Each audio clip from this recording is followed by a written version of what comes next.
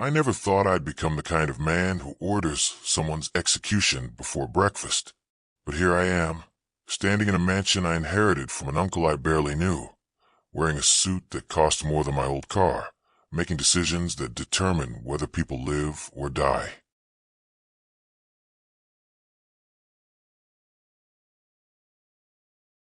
Tables, thinking about my statistics homework and whether I could afford to fix my car's transmission when my roommate called. "Dude, there's a lawyer at our apartment asking for you," Jake said, and I could hear the confusion in his voice.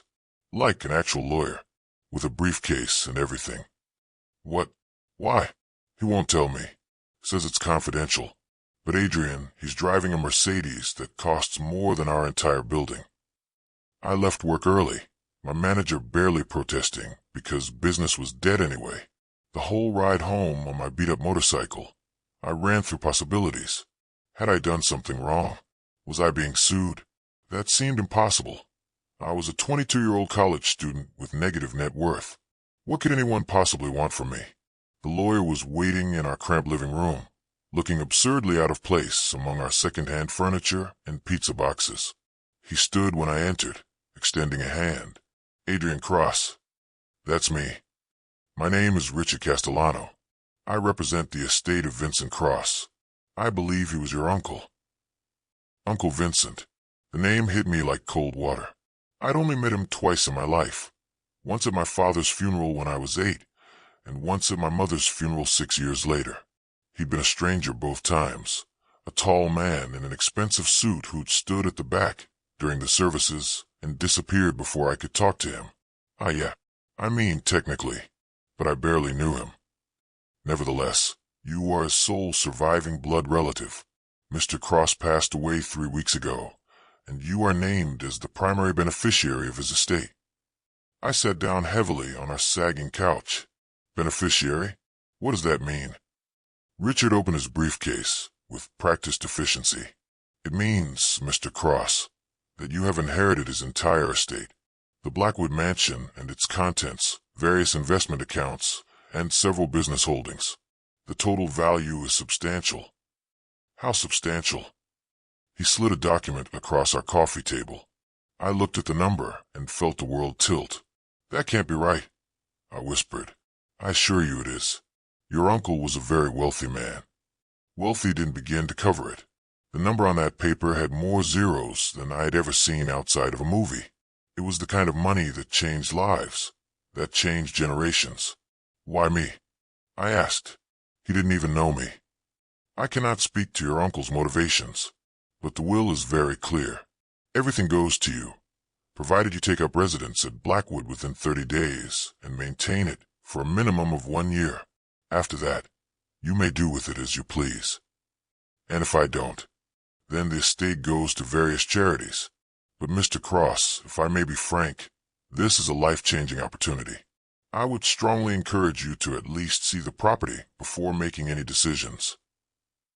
He was right, of course. I'd have been an idiot to turn down a fortune without even looking at it, but something about the whole situation felt wrong. Why would a man I barely knew leave me everything? What was the catch? When can I see it? I asked. "Whenever you're ready.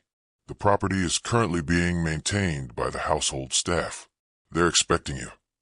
3 days later, I stood at the gates of Blackwood Mansion, and my jaw literally dropped. I'd looked it up online, seen pictures, but nothing prepared me for the reality. The estate sat on 50 acres of manicured grounds just outside the city, hidden behind high stone walls and iron gates. The mansion itself was a sprawling 3-story structure that looked like it belonged in a European castle, all Gothic architecture and ivy-covered stone. The gates opened automatically as I approached, and I rode my pathetic motorcycle up a driveway that seemed to go on forever. By the time I reached the main entrance, I felt like I had crossed into another world. A woman was waiting at the top of the stairs. She was beautiful in a way that made my breath catch. Late 20s maybe, with dark hair pulled back in an elegant bun, sharp features, and eyes that seemed to see right through me. She wore simple black clothing that I assumed was some kind of uniform, but she carried herself like royalty. "Mr. Cross," she said as I climbed off my bike. Her voice was low, controlled, with an accent I couldn't quite place. "Welcome to Blackwood. My name is Celeste. I manage the household." I looked down at my jeans and faded band t-shirt, suddenly very aware of how out of place I was. "Hi. You can call me Adrian. Mr. Cross feels weird." A tiny smile touched her lips. "As you wish. Please come inside. I'll show you around." The interior was even more impressive than the exterior. Marble floors, crystal chandeliers, artwork that looked like it belonged in museums. Every room was bigger than my entire apartment, filled with furniture that probably cost more than a car. "Your uncle had exquisite taste," Celeste said as we walked through what she called the East Gallery. To me, it looked like an art museum. "Did you know him well?" I asked. Something flickered in her expression. Too quick to read. "I worked for Mr. Cross for 5 years. He was a complex man." "What did he do?" "For money, I mean. The lawyer wouldn't tell me. He had many business interests. Import-export, primarily. Shipping, logistics, international trade." It sounded reasonable, but something in the way she said it felt rehearsed, like she was giving me the official story, not the truth. We continued the tour, and with each room, I became more overwhelmed. A library with thousands of books, a gym that would make a professional athlete jealous, a wine cellar that went down 2 levels, an indoor pool, a home theater. It was too much, all of it too much. "How many people work here?" I asked. "Currently, just myself and 3 others, a groundskeeper, a chef, and a security technician. Your uncle preferred a small, trusted staff." "And they all just stayed?" "After he died. We were well compensated, and the estate requires maintenance. Besides," she paused at a set of double doors, "your uncle left instructions that we were to remain until you arrived and decided what you wanted to do." She opened the doors, and I found myself in the master bedroom. It was enormous, with a 4-poster bed that could fit 6 people, floor-to-ceiling windows overlooking the grounds, and a bathroom that was bigger than my childhood home. "This is yours now," Celeste said. "Your uncle's personal effects have been moved to storage, but if you'd like to go through them." "Not yet," I said quickly. The idea of rifling through a dead man's belongings, especially a dead man I barely knew, felt wrong. "Maybe later." "Of course. Take your time adjusting. If you need anything at all, just call for me. There's an intercom system in every room." She moved toward the door, then paused. "Adrian, if I may, your uncle spoke of you sometimes. He regretted not being more present in your life. I think he hoped that this might make up for that in some way."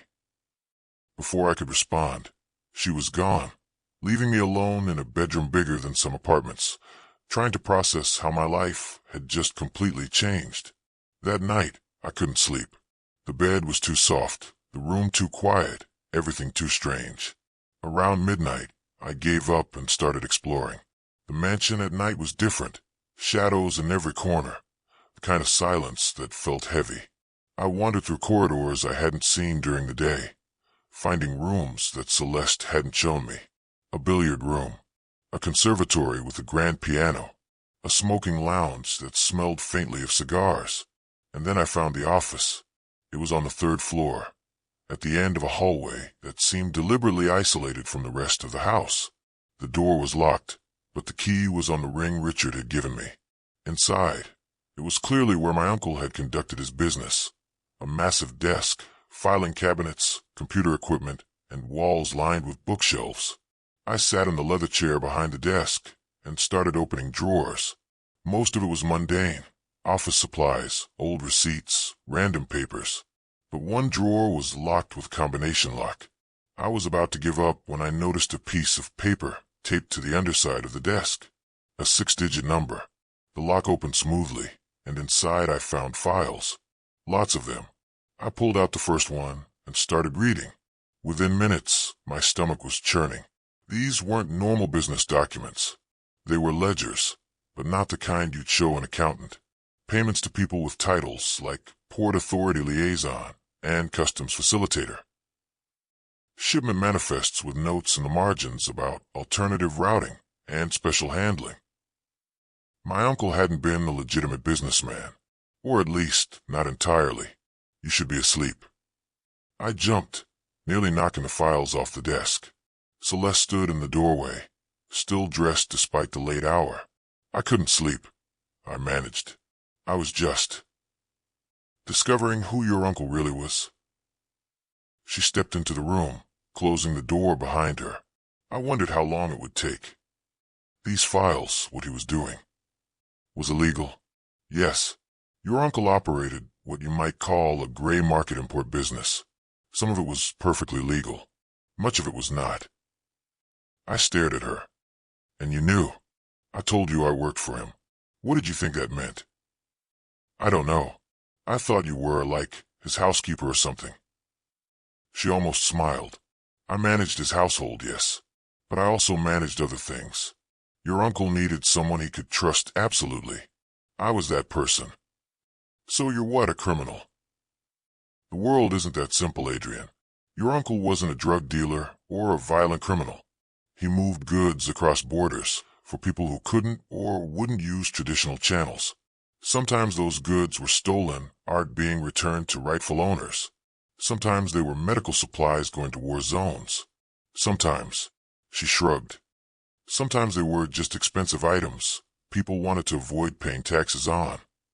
That's still illegal. It is, just as it's illegal for you to accept the inheritance from those activities. The money in those accounts, the value of this house, it all came from your uncle's work. If you're going to be morally outraged, you should probably start by giving it all back. She had a point, and I hated that she had a point. Why are you telling me this? I asked. Because you deserve to know the truth, and because secrets have a way of coming out eventually. Better you hear it from me now than discover it in a way that gets you hurt. Hurt? What does that mean? Celeste moved to the window, looking out at the dark grounds. Your uncle had competitors, Adrian. Enemies, even. Some of them won't be happy to learn he had an heir. They'll want to know if you're continuing his business, if you're a threat, if you're vulnerable. The next few weeks are going to be dangerous. Then I'll just leave. Sell everything. Take the money. Go back to my normal life. You can't. Not yet. The will requires you to stay for a year, remember?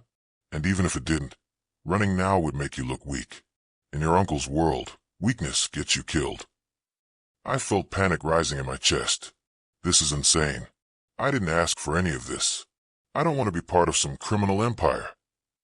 I know. Her voice softened. Your uncle didn't want this for you either. That's why he kept his distance. Why he never told you about his life. He was trying to protect you. But circumstances change. He got sick, and he needed to make sure his affairs were in order. You were his only family, Adrian. His only choice. So what am I supposed to do? She turned to face me, and in the dim light from the desk lamp, her features were sharp, determined. You survive. You learn. You figure out who you want to be. And in the meantime, I'll keep you safe. That's what your uncle paid me to do. He paid you to protect me, among other things. So yes, you can think of me as the housekeeper if it makes you feel better. But know that I'm also the person standing between you and the people who might want to hurt you. I should have been terrified. I should have run right then. But instead, I felt something else. A strange sense of relief that I wasn't alone in this, that someone knew what was happening and was willing to help. Okay, I said. So now what? Now you go to bed. Tomorrow, we start teaching you about your uncle's business. Not because you have to continue it, but because you need to understand it. Knowledge is power, Adrian. And right now, you need all the power you can get. She left me there with the files, and I spent another hour reading before exhaustion finally won out. As I climbed into the enormous bed in the master suite, I realized that my life had changed in ways I was only beginning to understand. I'd inherited more than a fortune. I'd inherited a legacy, a responsibility, and apparently, enemies I'd never met. Sleep came eventually, but it was filled with dreams of shadows and secrets, and a dark-haired woman with eyes that saw everything. Part 2, Education. The next 3 months were the strangest of my life. By day, I was still just Adrian Cross, college dropout trying to figure out what to do with an unexpected fortune. But every evening, after the chef and groundskeeper had gone home, Celeste would take me to the office and teach me about my uncle's real business. She was a patient teacher, breaking down complex operations into understandable pieces: the shipping routes, the network of contacts, the careful balance of payoffs and favors that kept everything running smoothly, the legitimate businesses that provided cover for the less legitimate ones. "Your uncle was brilliant," she explained one night, showing me a web of shell corporations. He never kept all his eggs in one basket. Every operation had multiple contingencies, multiple escape routes. That's why he lasted as long as he did in this world. He was always 3 steps ahead. And you helped him with all of this. I managed the logistics. Your uncle was the strategist, but someone needed to handle the details, to make sure plans became reality. That was my role. I was learning, but I was also becoming more confused about Celeste herself. During the day, she was the perfect household manager, polite, professional, almost invisible. But at night in the office, she transformed into something else. Sharper, more dangerous, like she was showing me her real self. And I was falling for her. Hard. It was stupid, I knew. She worked for me, sort of. She was older, more experienced, probably way out of my league. But I couldn't help it. The way she moved, the way she thought, the way she occasionally smiled at something I said, it all pulled at me like gravity. "You're staring," she said one night, not looking up from the ledger she was reviewing. "Sorry, I was just thinking about how you ended up here, working for my uncle. It's not exactly a normal career path." She finally looked up, and something flickered in her dark eyes. "No, it's not. But then, I've never been particularly normal." "Come on, you must have a story. Everyone has a story." For a moment, I thought she wouldn't answer. Then she set down the ledger and leaned back in her chair. "My father owed your uncle money," she said simply. "A lot of money. When he couldn't pay, he offered the next best thing me, a daughter with particular skills who could be useful." I felt sick. "He sold you. He traded me, let's say. And before you get too outraged on my behalf, I agreed to it. The alternative was watching my family lose everything. This way, at least they were taken care of." "What skills?" She smiled, but it didn't reach her eyes. "Do you really want to know?" "Yes. I was trained from a young age in, let's call it personal security. My father was military, and he raised me to follow in his footsteps. Hand-to-hand combat, weapons training, tactical thinking. I was supposed to join an elite unit, but then his gambling debts caught up with him. Your uncle saw potential in me, offered him a deal. I've been here ever since." "That's awful." "It was practical. And honestly, your uncle treated me better than my father ever did. He paid me well, trusted me with real responsibility, never asked me to do anything that violated my principles. I could have left at any time, but I chose to stay." "Did you love him?" The question came out before I could stop it, and I immediately wished I could take it back. But Celeste didn't seem offended. "No," she said. "I respected him, admired him even. But love? No. Vincent Cross was not a man who inspired love. He was too cold, too calculating. He cared about efficiency and results, not emotions." "Then why did you stay?" She met my eyes, and I felt that pull again, stronger than ever. Because until recently, I didn't have a reason to leave. The air between us felt charged, electric.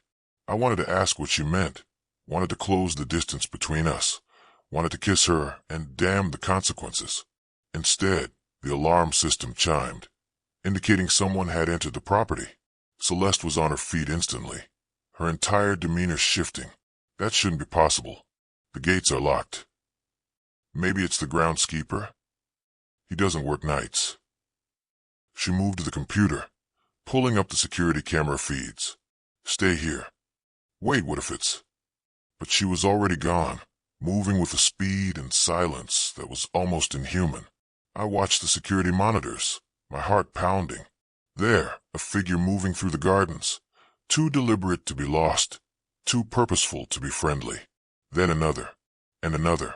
3 men, all heading toward the house. I grabbed my phone, ready to call 911, when I saw Celeste on one of the monitors. She'd exited through a side door I hadn't known existed, and she was moving to intercept the intruders. What happened next, I barely believed. The first man never saw her coming. She emerged from the shadows like smoke, and he was down before he could make a sound. The second one had time to react, to reach for something at his waist, but Celeste was faster. A blur of movement, and he was on the ground too. The third man actually got his gun out. I watched in horror as he aimed at her, finger on the trigger. But Celeste Dove rolled, came up inside his guard. The gun went flying, and then she had him in some kind of hold that made him go limp in seconds. The whole thing took maybe 30 seconds. I ran downstairs, not even thinking about my own safety. When I burst through the side door, Celeste was standing over the 3 unconscious men, barely out of breath. "I told you to stay in the office," she said calmly. You took down 3 armed men. Alone. They weren't very good." She knelt down, checking the first man's pockets. Amateur hour, honestly.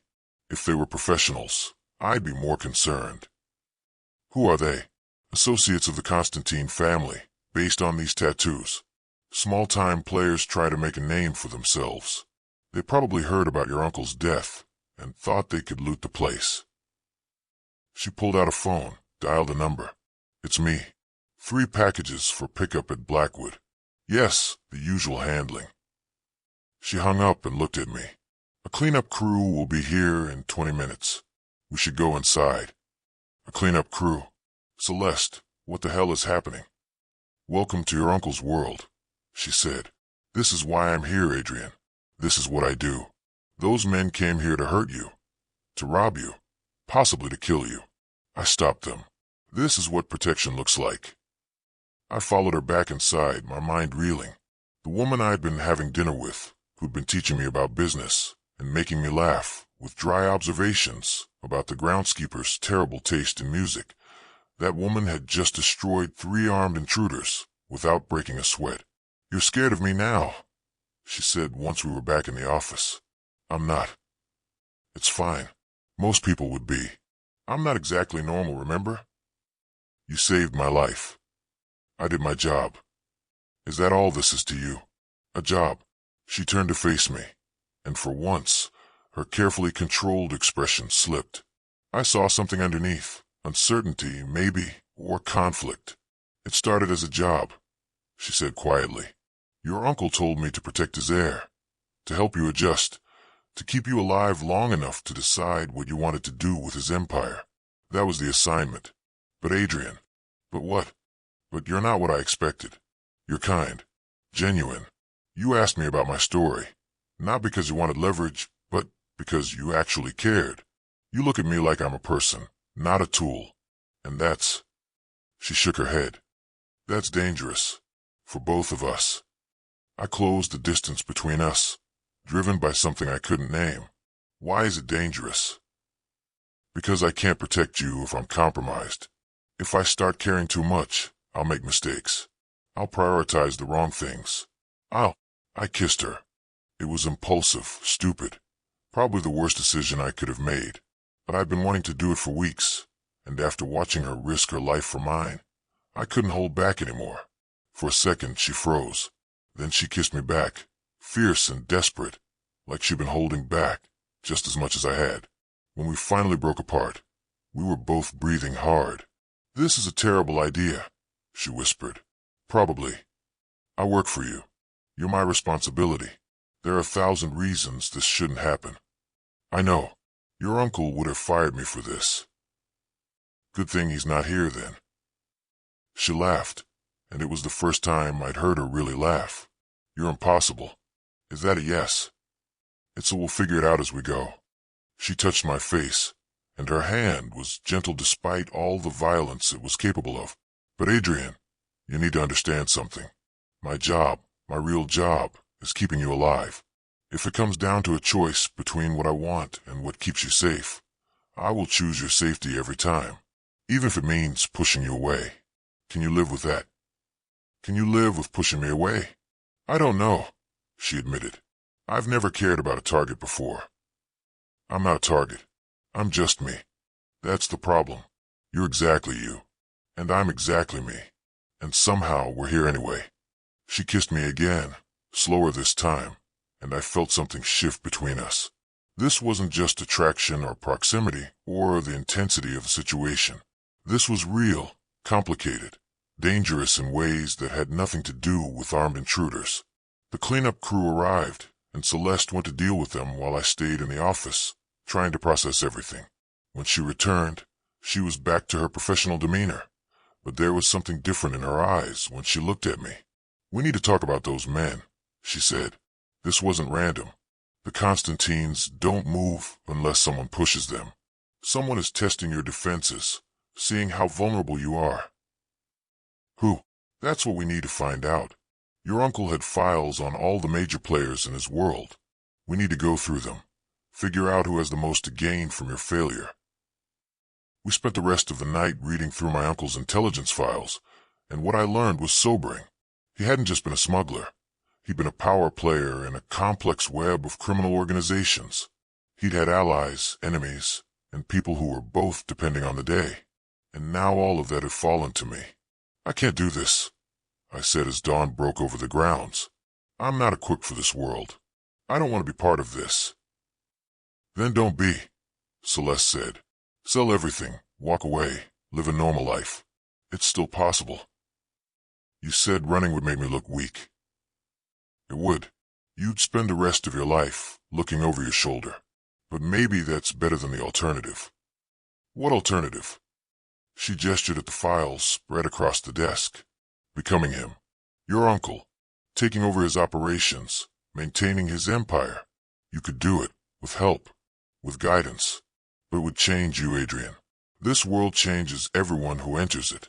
You'd lose parts of yourself you might not want to lose.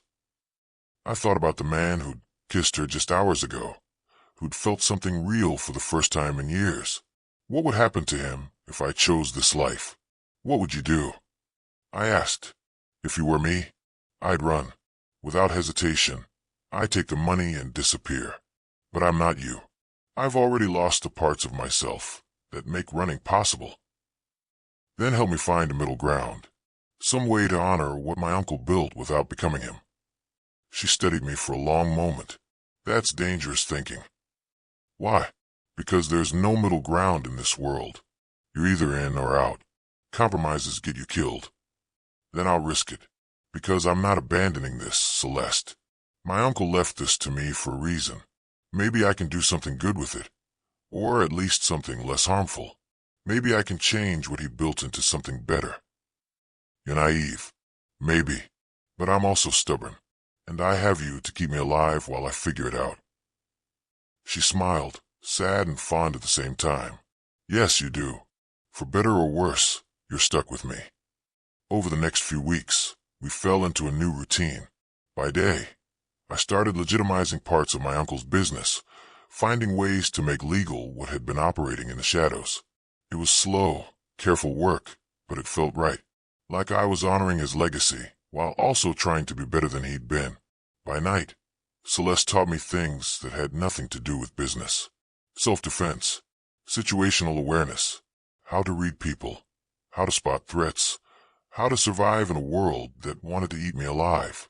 And in the quiet moments between, we found each other. Stolen kisses in the library, late-night conversations that had nothing to do with business. Mornings where I'd wake to find her watching over me. This fierce protector who'd somehow become the center of my world. I was happy. Foolishly, dangerously happy. I should have known it couldn't last. The attack came on a Friday night, 3 months after I'd first arrived at Blackwood. Celeste and I had just finished dinner. The chef had the night off, so she'd cooked, which was a revelation. Apparently, in addition to being a lethal fighter and brilliant strategist, she made incredible pasta. Where'd you learn to cook like this? I asked, going back for seconds. My grandmother.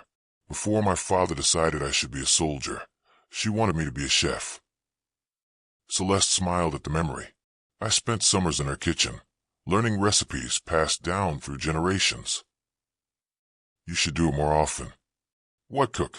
Yeah, I like seeing this side of you. The non-terrifying side. She laughed. I'm always terrifying, Adrian. You're just getting used to it. That's when the lights went out. Not just in the dining room. The entire house went dark. Every light, every electronic hum, everything gone in an instant. Celeste was moving before my eyes adjusted to the darkness. Stay close to me. Don't make a sound. What's happening? Someone cut our power. The backup generator should have kicked in by now. It didn't, which means this is an accident. My heart was racing. The Constantines again. No, this is too professional for them. She had a gun in her hand now. Where had that come from? And was moving toward the window. We need to get to the panic room. The what? Your uncle had a safe room built on second floor. Reinforced walls, independent power, communication equipment. We can hold up there until help arrives. What help? I sent an alert the moment the power went out. Antonio and his team should be here in 15 minutes. Who's Antonio? Your uncle's head of security. He's been on standby since you arrived, waiting for something like this. She led me through the dark house, moving with confidence I couldn't hope to match. Every shadow looked like a threat, every sound like an attacker. But Celeste navigated it all like she'd done this 100 times. Maybe she had. We just reached the second floor landing when the front door exploded inward. Not metaphorically, actually exploded. Someone had blown it off its hinges with enough force to send debris flying across the foyer. Move. Celeste shoved me toward the east wing, firing 3 shots back down the stairs. I heard a grunt, someone swearing. Then she was running, pulling me along, her hand iron-tight on my wrist. The panic room was behind a false bookcase in the library. Celeste hit some kind of hidden switch, and the case swung open, revealing a steel door. She punched in a code, and it opened with a hydraulic hiss. Inside. Now. I stumbled in, and she followed, slamming the door behind us. Heavy bolts engaged automatically, sealing us in. The room was small but functional, reinforced walls, a bank of monitors showing security camera feeds, emergency supplies, weapons. A lot of weapons. We're safe here, Celeste said, moving to the monitors. This door can withstand explosives. We just need to wait for. She stopped, staring at the screens. What? There are too many of them. At least 15, maybe 20. They're spreading through the house, searching systematically. Her face had gone pale. This isn't a robbery or a warning. This is an execution. Who would? I don't know. But they're professional. Military-grade equipment, tactical coordination. She was pulling up files on the computer, trying to identify them. This level of organization means money, resources, serious backing. On the monitors, I could see the attackers moving through my home. They wore tactical gear, carried automatic weapons, moved with precision. These weren't street thugs or small-time criminals. These were soldiers. The East Wing is clear. One of them said. The audio was picking up their radio chatter. No targets. Keep looking. Orders are to eliminate the heir and the woman. No survivors. My blood went cold. They knew about Celeste. They knew about both of us. This was planned, Celeste said, her voice tight. They knew the layout, knew about the panic room, probably. They're prepared for everything. Can Antonio's team handle them? Not if they get here and walk into an ambush. We need to warn them, tell them what they're facing. She grabbed a radio from a wall. Antonio, do you copy? Static. Antonio, this is Celeste. We have a major incursion at Blackwood. At least 20 hostiles with military gear. Do not approach without. The monitors went dark. All of them simultaneously. No, Celeste whispered. They cut the external feeds. They're isolating us. Can they get in here? Eventually. This room can withstand a lot, but with enough time and the right equipment, any door can be breached. She was moving fast now, gathering weapons, loading magazines with practiced efficiency. We need to make a choice, Adrian. We can wait here and hope Antonio arrives before they break through, or we can take the fight to them. Take the fight? There are 20 of them, and they're expecting us to hide. Surprise is worth more than numbers. She handed me a gun. Do you remember what I taught you? Some of it, but Celeste, I'm not. You're not a fighter, I know, but you're not helpless either. We've been training for 3 months. Trust your instincts, trust your training, and most importantly, trust me. Can you do that? I looked at the gun in my hand, felt its weight, its deadly potential. Everything in me screamed to stay hidden, to wait for rescue, to let Celeste handle it. But she was right. Waiting meant giving them time to prepare, to breach the door, to trap us completely. Okay, I said. What's the plan? She almost smiled. There's a service corridor that runs behind walls. Your uncle used it to move through the house unseen. We can use it to flank them, hit them where they're not expecting it. We don't have to defeat all of them, just enough to create chaos, make them uncertain. Then we slip out and wait for Antonio in a safer location. That's a terrible plan. You have a better one? I didn't. The service corridor was narrow, dark, and claustrophobic. Celeste moved through it like a shadow, and I followed as quietly as I could, every nerve screaming. Through the walls, I could hear the attackers moving, searching, their boots heavy on my uncle's marble floors. They're in the office now, Celeste whispered. Looking for files, probably. Evidence they can use or destroy. Why would they care about files? Because whoever sent them doesn't just want you dead. They want to take over your uncle's operations. They need his records, his contacts, his leverage. She stopped at a panel in the wall, pressing her ear against it. After a moment, she carefully slid it open a crack. Through the gap, I could see the hallway outside the library. 2 men stood guard, weapons ready, scanning for threats. Celeste held up 2 fingers, then pointed to herself. She was going to take them both. I wanted to argue, to tell her it was too dangerous, but she was already moving. The panel slid open silently. Celeste flowed out like water, impossibly fast and quiet. The first guard went down without a sound. She'd hit him in some way that just shut him off like a light switch. The second one started to turn, to raise his weapon, but she was already there. A strike to the throat, another to the temple, and he collapsed. 2 down in less than 5 seconds. She dragged their bodies into the corridor, took their weapons and radios, then motioned for me to follow. We need to reach the garage, she whispered. There's an armored car there. Your uncle's paranoia paying off. If we can get to it, we can break through their perimeter. How many more between us and the garage? Based on what I heard on their comms, at least 6. 6 armed soldiers, and I've never fired a gun at a person in my life. Then today's the day. She handed me one of the rifles she'd taken. Safety's off, semi-automatic. Point, squeeze the trigger, don't overthink it. And Adrian, stay behind me. Always. We moved through the house like ghosts, using the service corridors and hidden passages my uncle had built. Twice more, we encountered guards. Twice more, Celeste dispatched them with brutal efficiency. Each time, I was struck by how lethal she was, how this beautiful woman I'd fallen for could become death incarnate when she needed to. It should have terrified me. Maybe it did. But it also reminded me that she'd been doing this for me, protecting me, this whole time. We were almost to the garage when our luck ran out. A guard came around a corner at the wrong moment, saw us, and managed to shout a warning before Celeste took him down. Suddenly, the entire house erupted with activity. Boots pounding, orders being shouted, the organized search becoming a frantic hunt. Run! Celeste grabbed my hand, and we sprinted for the garage. Bullets tore through the walls around us. I heard them impact, felt splinters of wood and plaster fly past my face. My training kicked in. Keep moving. Don't present a stationary target. Trust Celeste to lead. We burst into the garage, and Celeste was already throwing open the door of the armored vehicle, a massive black SUV that looked like it could survive a war zone. She pushed me toward the passenger's side while she jumped behind the wheel. The engine roared to life just as the garage door exploded inward. 3 men, weapons raised, firing. Celeste threw the SUV into reverse and punched the accelerator.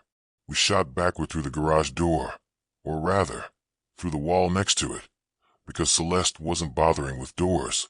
The armored vehicle smashed through brick and would like they were paper. We spun around on the driveway, and Celeste shifted into drive.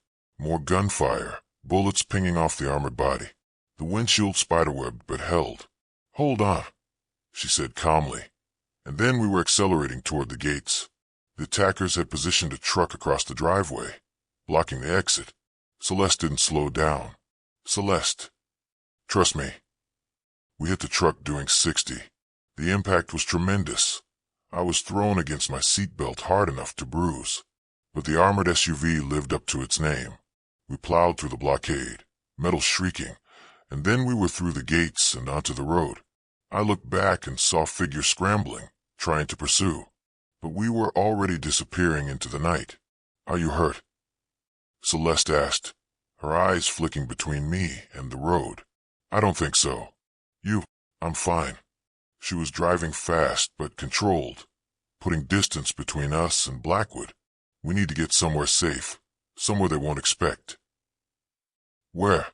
"I know a place. One of your uncle's safe houses. Only a few people knew about it, and I'm betting whoever organized this attack wasn't one of them." She made several turns, doubling back, taking side streets, clearly making sure we weren't followed. My hands were shaking from adrenaline, my heart still racing. We'd almost died. We'd actually really almost died. "How did they find us?" I asked. "How did they know about the panic room, the layout, everything?" Celeste's jaw tightened. "Someone talked. Someone inside your uncle's organization gave them information." "Who?" "That's what we need to find out. And we need to do it fast, because if they know about Blackwood, they might know about other things too." The safe house was a nondescript apartment in a building downtown, the kind of place nobody would look twice at. Celeste parked the battered SUV in an underground garage and led me up a back stairwell. Inside, the apartment was sparse but functional. Clean lines, minimal furniture, everything positioned for security rather than comfort. "Wait here," Celeste said, moving through the rooms, checking corners and closets with her gun drawn. Only when she was satisfied we were alone did she finally lower the weapon. "We're clear." I sat down heavily on the couch, reality crashing over me. They tried to kill us. They actually tried to kill us. Yes, and they knew exactly how to do it. The power, the breach, the coordination, that wasn't random. No, that was a professional hit, probably costing hundreds of thousands of dollars to organize. Someone wants you dead very badly, Adrian, and they want it badly enough to invest serious resources in making it happen. I looked at her, really looked at her. Her clothes were torn. She had a cut above her eyebrow I hadn't noticed before, and there was a coldness in her eyes I'd never seen. "This is what you were protecting me from," I said. "This whole time, this is what you knew was coming." I knew something was coming. I didn't expect it to be this coordinated, this soon. Someone's moving faster than I anticipated. "Why didn't you tell me? Why didn't you warn me it could be this bad?" "Would you have believed me? 3 months ago, you didn't even believe your uncle was a criminal. I had to let you learn, let you see for yourself what this world really is." "So what? This was all some kind of test. You let me get comfortable, let me fall for you, just so I'd be more invested when the real danger showed up." She flinched, and I realized I'd hit something true. "That's not," she started, then stopped. "It wasn't supposed to happen like this." "What wasn't?" "Us. You and me. That wasn't part of the plan." She sat down across from me, and for the first time since I'd met her, she looked uncertain. "Your uncle told me to protect you, to help you understand his world, to prepare you for the dangers you'd face. He never told me to fall in love with you." My anger evaporated. "You love me. I shouldn't. It compromises everything, makes me vulnerable in ways I can't afford. But yes, Adrian, I love you, and that's why tonight terrified me more than any other fight I've ever been in, because for the first time in my life, I had something to lose." I crossed the space between us, taking her hands. "We both almost died tonight. I know. And we might die tomorrow or the next day, or whenever these people come for us again. I know. So here's what I want to know. Was any of it real? The dinners, the conversations, the kisses in the library. Was that you doing your job? Or was that you being you? She looked at me, and I saw tears in her eyes for the first time. It was me. All of it was me. And I'm sorry, Adrian. I'm sorry I didn't tell you everything. Sorry I let you walk into danger without fully preparing you. Sorry I let my feelings compromise my judgment. Your uncle trusted me to keep you safe, and I failed. You saved my life tonight. Multiple times. Barely. And only because I got lucky. Those men were professionals. If they'd had another minute, another angle, we'd both be dead. But we're not. We're here. Together. And we're going to figure this out. How?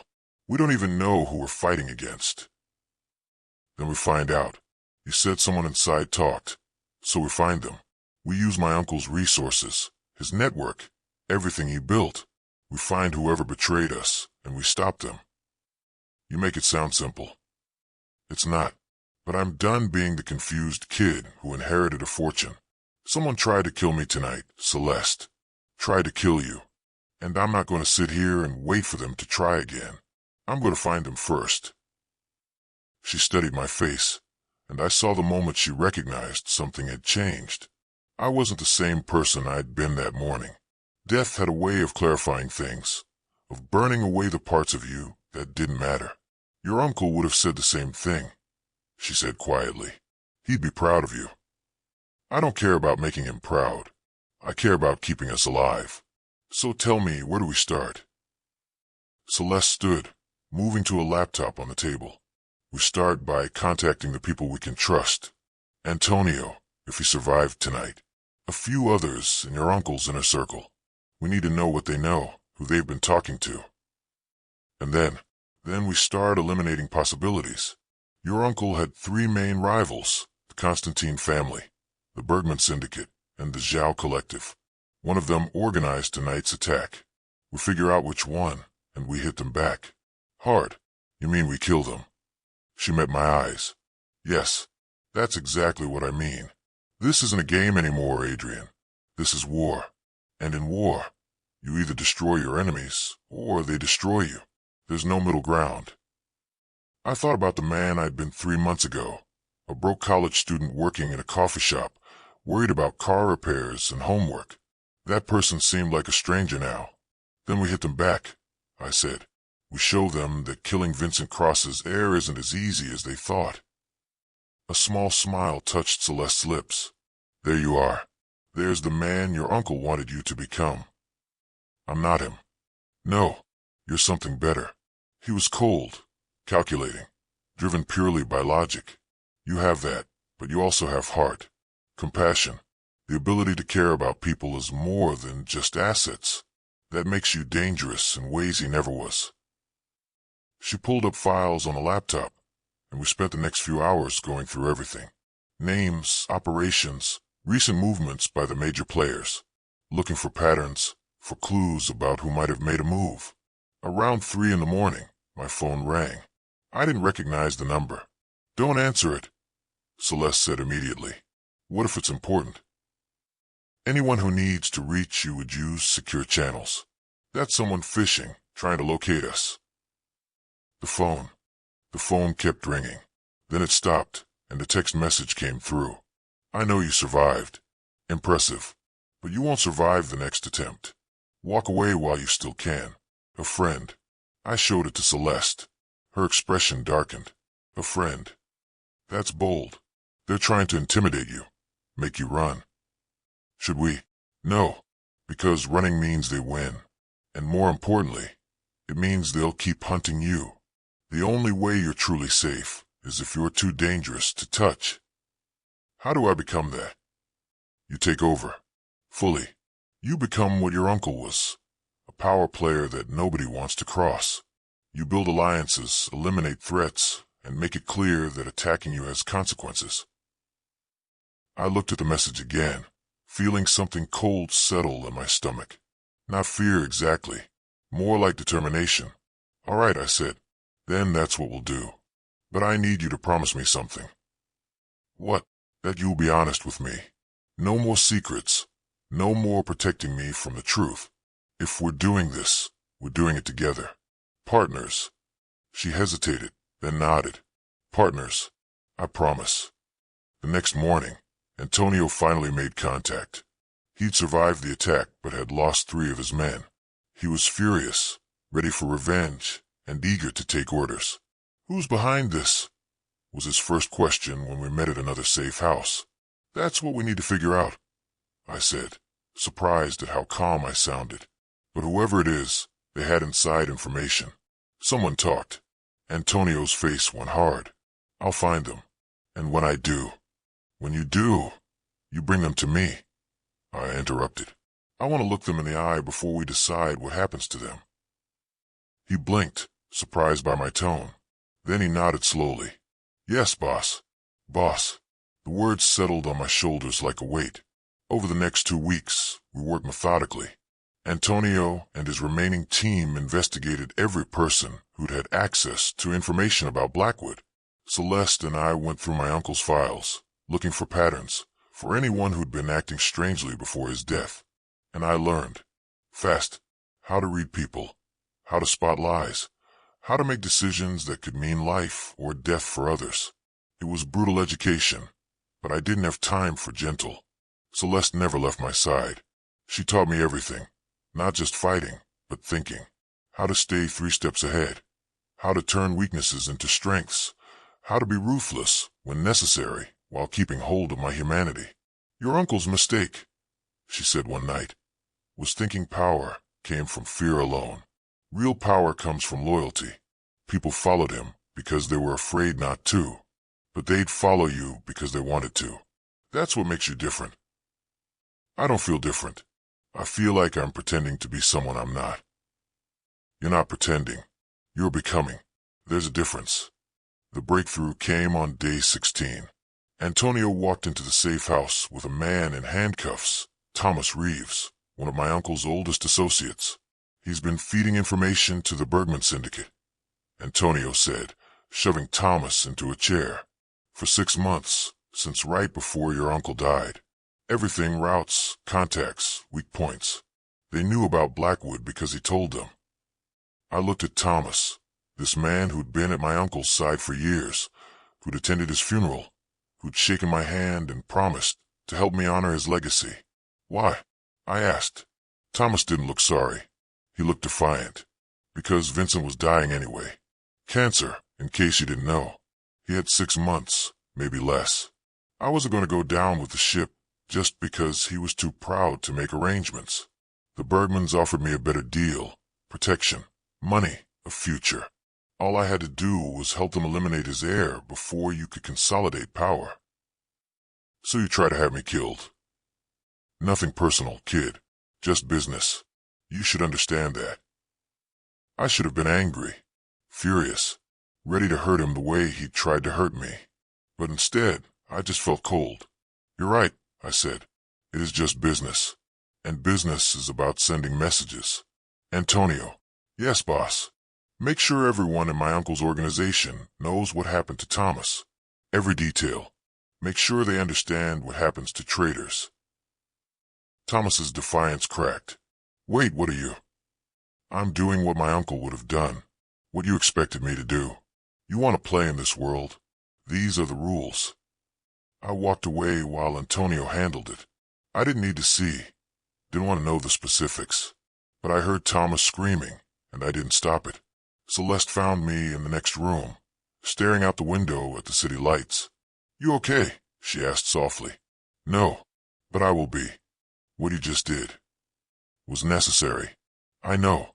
He betrayed my uncle, tried to kill us, and would have done it again if we'd let him live. This is what being in charge means, right? Making the hard choices." "Yes, but that doesn't mean it gets easier. The day it stops bothering you is the day you've become something you don't want to be." I turned to face her. Is this what my uncle was like? Cold, calculating, willing to order someone's death without blinking. Sometimes, but he was also strategic, protective of his people, and fair in his own way. You're finding your balance, Adrian. That's all any of us can do. The Bergman Syndicate didn't take kindly to us exposing their mole. They tried to retaliate, sending more men after us. But this time we were ready. With Antonio's help and my uncle's resources, we systematically dismantled their operations. We turned their allies against them, seized their assets, and made it clear that the new head of the Cross organization was not someone to underestimate. It took 3 months, but by the end, the Bergmans were finished. And I was no longer just Vincent Cross's heir. I was a power player in my own right. 6 months after inheriting Blackwood, I stood in my uncle's office, my office now, and barely recognized myself in the reflection. I was leaner, harder, the softness gone from my face. I wore tailored suits like my uncle used to, moved with a confidence I'd had to learn, made decisions that affected hundreds of lives without hesitation. I'd become what I never wanted to be. And yet, I wasn't my uncle. Not entirely. The Constantine family is requesting a meeting, Antonio said, reviewing the day's agenda. They want to discuss territory agreements. Set it up, but neutral ground, full security, and make sure they know we're coming from a position of strength. Yes, boss. After he left, Celeste entered. She'd officially become my second in command, the person I trusted more than anyone. Our relationship was an open secret now. Everyone knew the boss and his right hand were together. You've gotten good at this, she said, sitting on the edge of my desk. At what? Playing mob boss. At leading. Your uncle ruled through fear and calculation. You rule through respect and strategy. People follow you because they believe in you, not because they're afraid of you. They should be afraid of me, I said quietly. After what I did to Thomas, to the Bergmans, they should be terrified. They're not, though, because they also know you're fair, that you protect your people, that you only use violence when necessary, not as a first resort. That's why your organization is stronger now than it was under your uncle. I pulled her closer, needing the contact, the reminder that I was still human underneath all of this. Do you regret it? Any of it? Falling in love with you? Never. Watching you become this? Sometimes. Because I know what it costs you every single day. Then why not walk away? You could leave. Start over. Be free of all this. She touched my face, and her eyes were sad. Because wherever you are is where I want to be. Even if that's in the middle of a criminal empire. Even if it means watching you lose pieces of yourself to this world. I choose you, Adrian. Every time. I love you, I said, meaning it with everything I had. I know, and I love you too, which is why I'm going to say something you won't want to hear. What? You need to think about an exit strategy. This life, it doesn't end well for most people. Your uncle died alone, paranoid, with more enemies than friends. I don't want that for you. For us. What are you suggesting? I'm suggesting that maybe, once things stabilize, once you've secured your position and eliminated the immediate threats, you consider transitioning out, legitimizing everything you can, selling off what you can't, and walking away while you still have a soul left to save.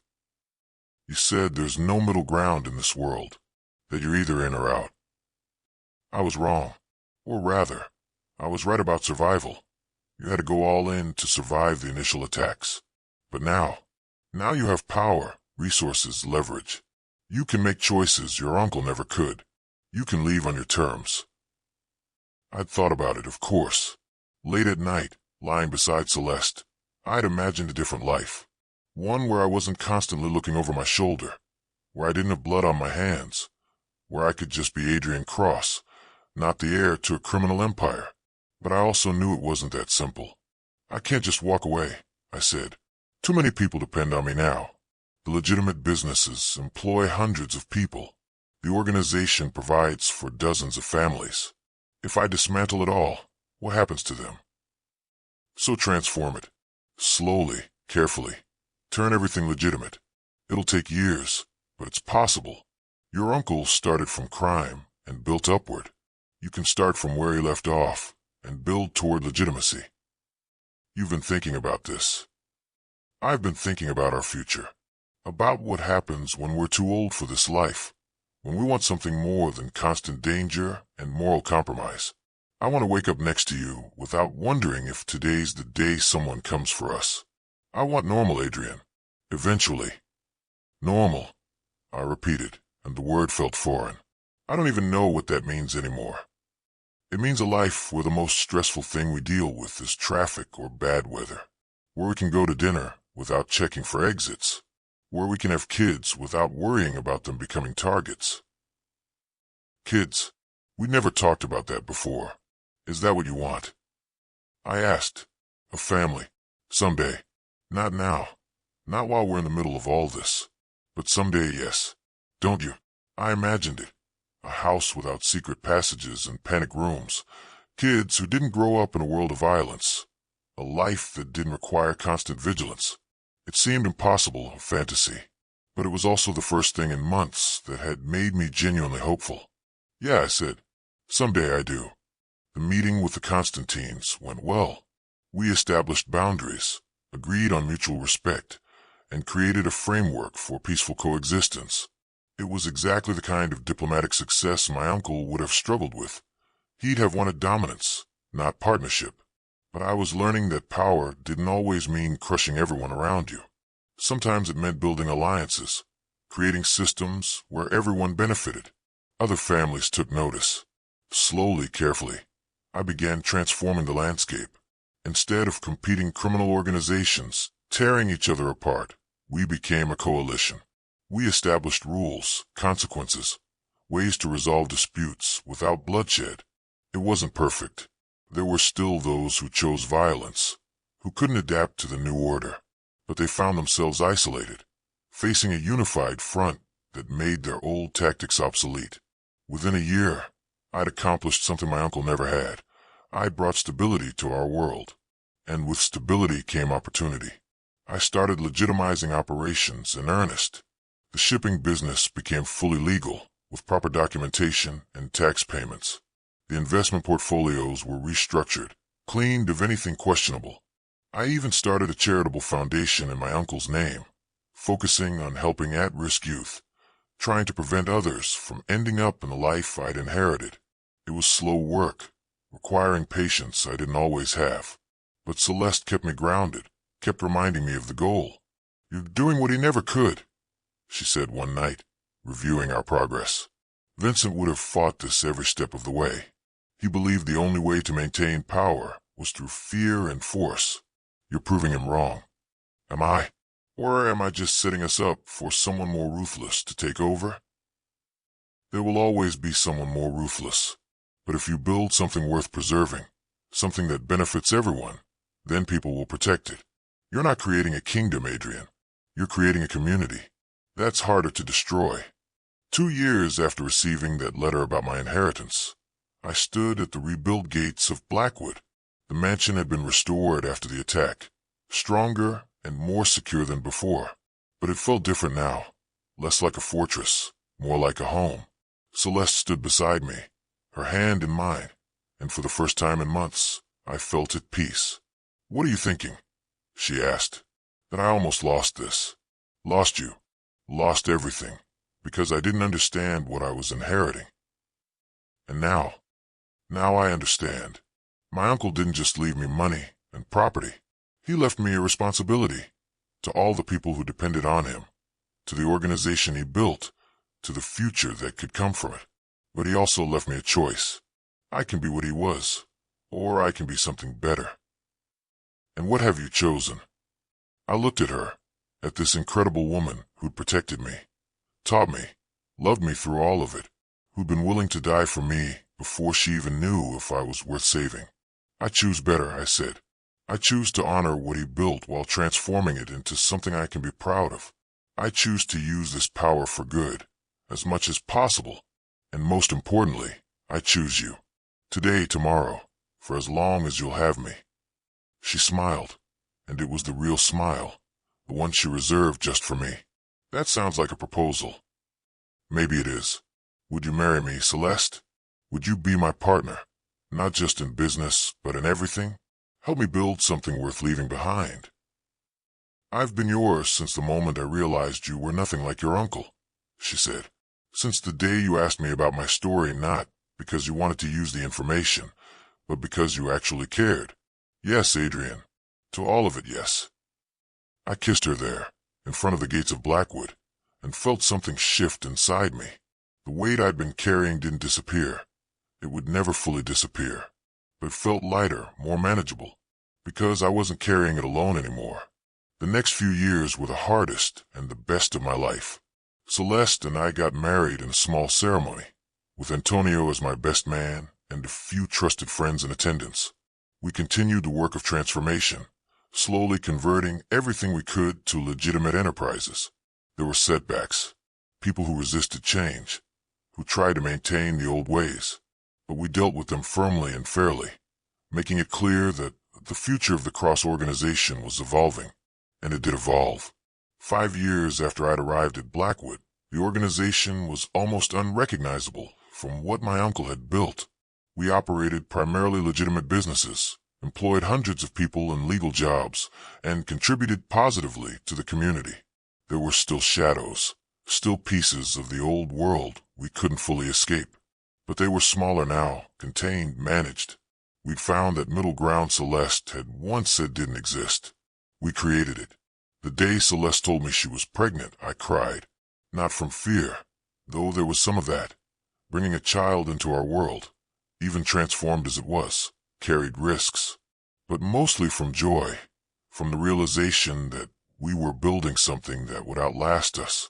Are you scared? She asked, holding my hand against her stomach. Terrified, I admitted. What if I mess this up? What if I'm a terrible father? What if...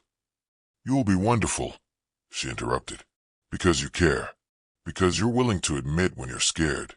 Because you're not your uncle, Adrian. You're you. Our daughter was born on a spring morning, and the moment I held her, everything changed again. Every decision I'd made, every compromise, every hard choice, it had all led to this moment, to this tiny person who depended on me completely. I named her Sophia, after Celeste's grandmother, and I promised her, there in the hospital room, that I would give her the childhood I never had. Safety, stability, a father who was present, who loved her unconditionally, who would protect her from the shadows I'd grown up in. Antonio visited us that first week, bringing flowers and a teddy bear that was comically oversized. Congratulations, boss, he said, looking at Sophia with surprising gentleness. She's beautiful. Thanks, Antonio, for everything. Not just today, but all of it. You've been loyal when you could have walked away, patient when I was learning, honest when I needed to hear hard truths. I couldn't have done any of this without you. He looked uncomfortable with the praise, but pleased. You gave us something worth being loyal to, Adrian. That's all any of us wanted, a leader who saw us as people, not just assets. Your uncle never understood that. After he left, Celeste came to sit beside me, Sophia sleeping peacefully in her arms. What are you thinking? She asked, her favorite question, the one she'd been asking me for years now. I'm thinking about the letter, I said, the one that started all of this. Sometimes I wonder what would have happened if I just ignored it, turned down the inheritance, stayed in my tiny apartment working at that coffee shop. Would you change it, if you could go back? I looked at my wife, at my daughter, at the life we'd built from violence and secrets and impossible choices. No, I said honestly. It was hell getting here. I did things I'm not proud of, became someone I never wanted to be, lost pieces of myself I'll never get back. But I also found you, found purpose, found a way to take something dark and make it lighter. So no, I wouldn't change it. Not even the scary parts. Especially not the scary parts, because they taught me what matters. They burned away everything superficial and left only what was real. And what's real is this, you, me, Sophia, the family we're building. Everything else is just noise. She leaned her head on my shoulder, and we sat like that for a long time, watching our daughter sleep, thinking about the future we'd fought so hard to create. 10 years after receiving that letter, I stood in front of a congressional committee, testifying about organized crime reform.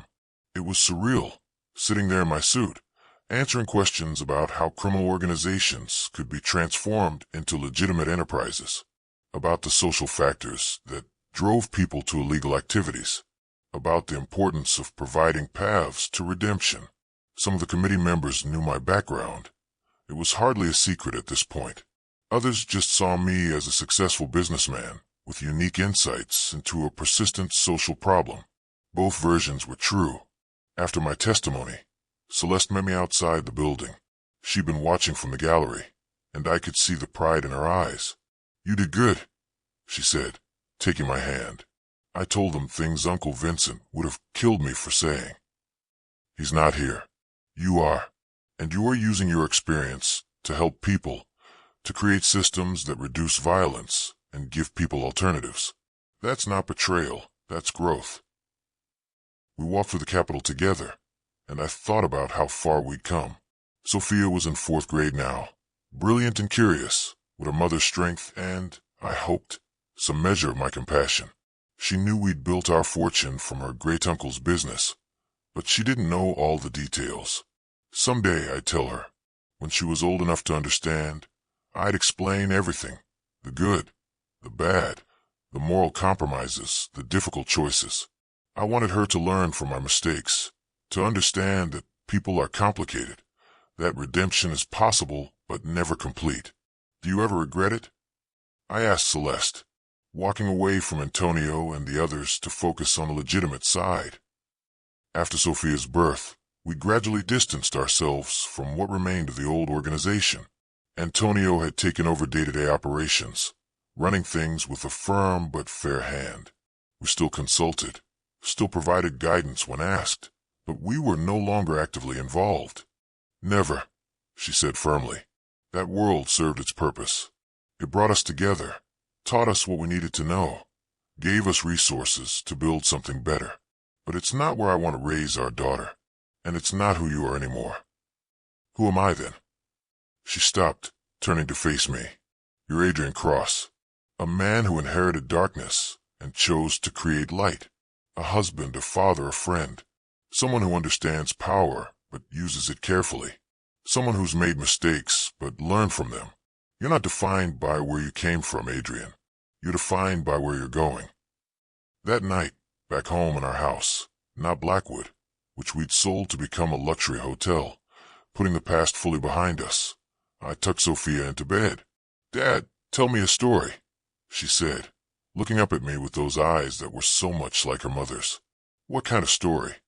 "A true one. About when you were young." I thought about all the stories I could tell. The inheritance, the attack, the violence, the transformation. But those weren't the stories she needed to hear. Not yet. "When I was your age," I began, "I thought I knew exactly who I was supposed to be. I had my whole life planned out. And then everything changed in ways I never expected. I inherited something from someone I barely knew, and it changed my entire life." "Was it scary?" "Very scary.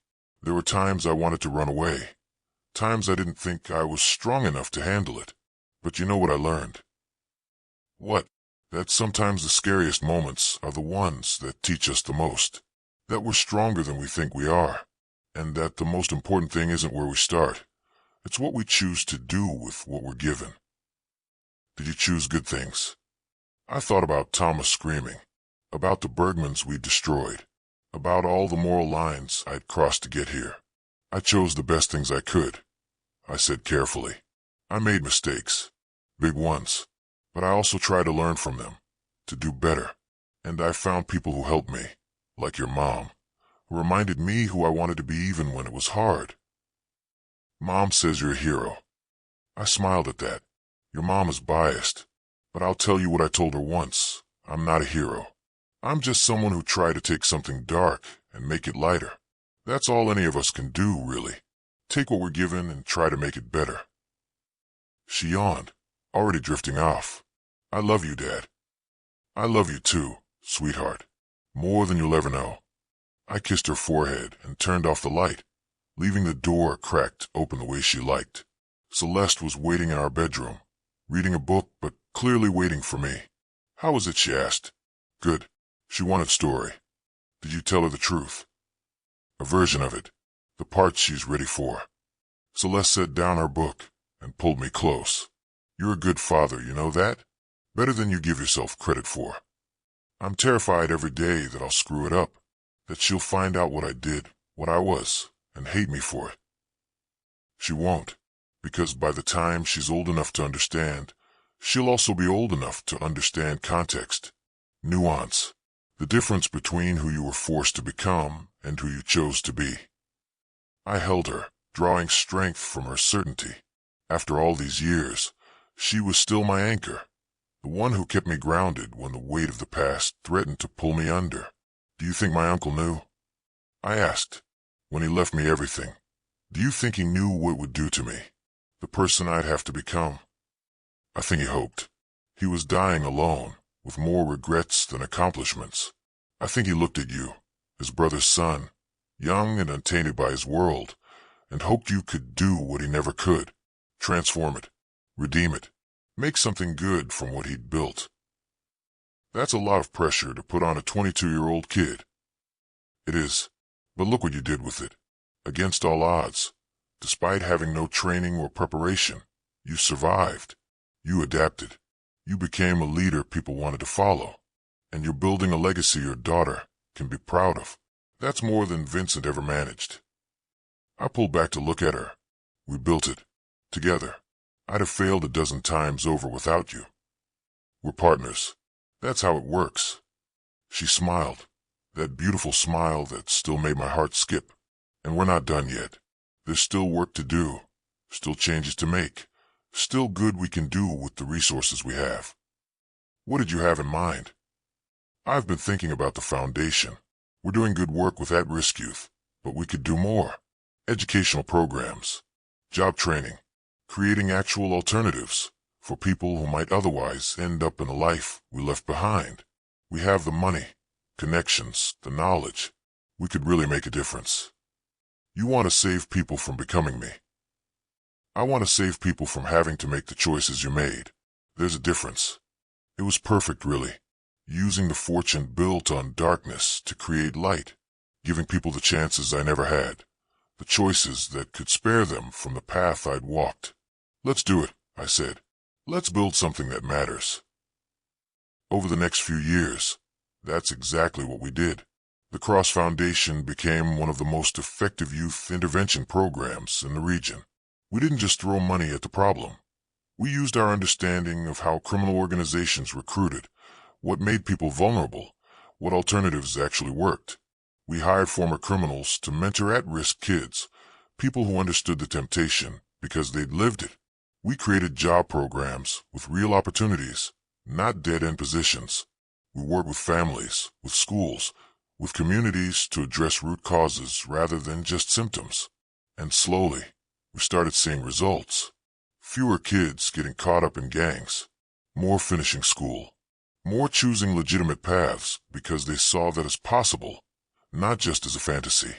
Antonio became one of our biggest advocates. He'd fully retired from the old business now, and he threw himself into the foundation's work with the same intensity he'd once brought to my uncle's operations. This is what we should have been doing all along, he said one day at a fundraiser. All those years, all that energy. Imagine if we'd put it toward building people up instead of tearing them down. We can't change the past, I replied, but we can change the future. Your uncle would never have understood this. He'd have seen it as weakness, as wasting resources. My uncle was wrong about a lot of things, but he was right about one thing: power matters. How you use it, that's what defines you. He used his to control. I'm trying to use mine to liberate. The Foundation's 15th anniversary gala was held at what used to be Blackwood. The hotel had preserved much of the original architecture, and standing in the grand ballroom, I was flooded with memories. This was where I'd first truly understood my uncle's business, where Celeste and I had fallen in love, where I'd made the decision to fight rather than run, where I'd taken my first steps toward becoming who I was today. You're being nostalgic, Celeste said, appearing at my elbow with 2 glasses of champagne. Can you blame me? This place changed my life. This place almost got you killed. Multiple times. That too. I took the champagne, raising it in a toast, to survived attempts on our lives, to found families built on love instead of fear, and to futures we actually want to live in. She clinked her glass against mine. To us. To everything we've survived and everything we've built. To us. Sophia found us then, 16 now, brilliant and passionate, already talking about studying social work in college so she could continue our work. She'd learned the full truth about my past 2 years ago, and she'd handled it with more maturity than I'd had any right to expect. The mayor's asking for you, she said. Something about expanding the program to other cities. Tell him I'll be right there. I watched her weave through the crowd with easy confidence. She's incredible. She's our daughter. Of course she's incredible. Celeste squeezed my hand. You should go talk to the mayor. I'll handle the donors on the east side. Partners. Always. I moved through the ballroom, shaking hands, accepting congratulations, discussing expansion plans with politicians and philanthropists. This was my world now, not shadows and violence, but transparency and hope. It wasn't perfect. There were still complications, still moments when my past threatened to resurface. Former enemies who wanted revenge. Investigators who wondered about the source of my initial fortune. People who couldn't believe someone from my background could truly change.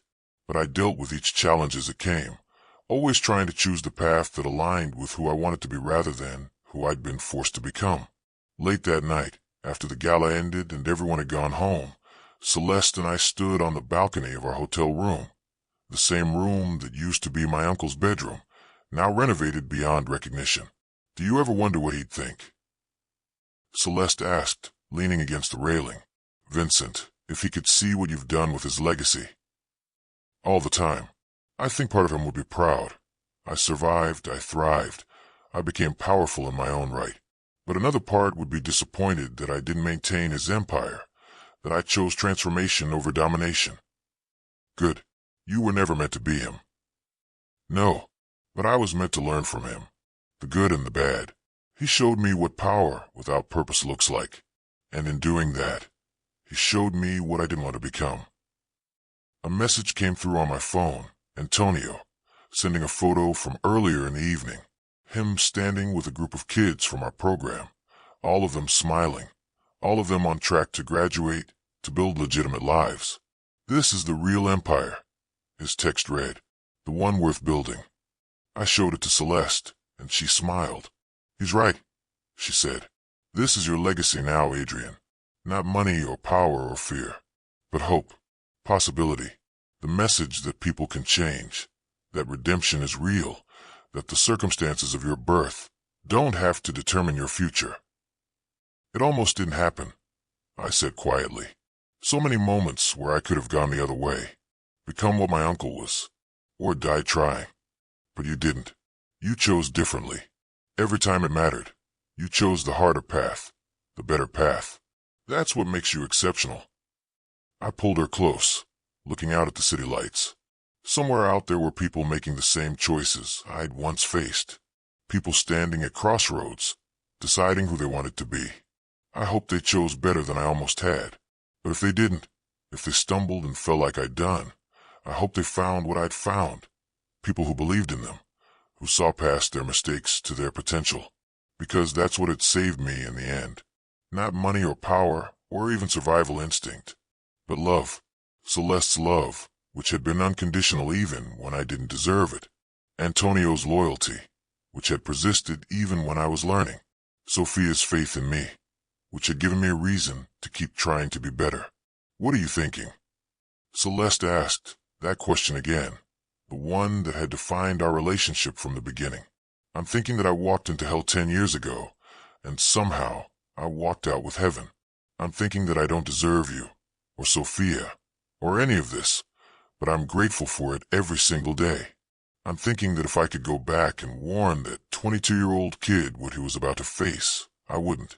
Because the journey, as brutal as it was, led to this moment, and this moment is perfect. Even with all the scars, especially with all the scars, they remind me where I've been, what I've survived, what I've learned. They make me who I am. She kissed me then, soft and sweet and full of promise. Then let's keep building, Adrian Cross. Let's keep taking the darkness and making it lighter. Let's keep proving that redemption isn't just possible, it's worth fighting for. Together. Always together. We stood there for a long time, two people who'd found each other in the worst circumstances and built something beautiful from the wreckage. Two people who understood that power was meaningless without purpose, that wealth was empty without love, that legacy was measured not in what you accumulated, but in what you gave. I'd inherited an empire of shadows, and I transformed it into a foundation of light. It hadn't been easy. It hadn't been clean. There were compromises, moral costs, pieces of myself I'd never fully recover. But standing there with Celeste, thinking about our daughter sleeping safely at home, about the hundreds of kids whose lives we'd changed, about the future we were building, I knew it had been worth it. Every painful step, every impossible choice, every moment of doubt, all of it had led here, to this place of peace and purpose. My name is Adrian Cross. I inherited a billionaire's empire and discovered it was built on crime. I fell in love with a woman who was supposed to protect me, but became my partner instead. I survived assassination attempts, destroyed my enemies, and became a power player in a world I never wanted to enter. And then I did something my uncle never could. I found a way out. Not by running, but by transforming. By taking everything dark about my inheritance and turning it toward the light. I'm not a hero. I've done things I'm not proud of, made choices I can't take back, hurt people who didn't deserve it. But I'm also not a villain. I'm just a man who was given impossible circumstances and did the best he could with them. And in the end, I learned the most important lesson of all. We're not defined by what we inherit, but by what we choose to do with it. I chose love over fear. I chose redemption over revenge. I chose to build rather than destroy. And somehow, against all odds, I found happiness in the ashes of an empire. This is my story. The story of a boy who became a man in the worst possible way, and then became someone better than either of those versions. The story of how I learned that the greatest power isn't control or wealth or fear. It's the courage to change. And I'm still changing, still growing, still trying to be worthy of the second chance I was given. Every single day. For more story like this, subscribe and drop a comment.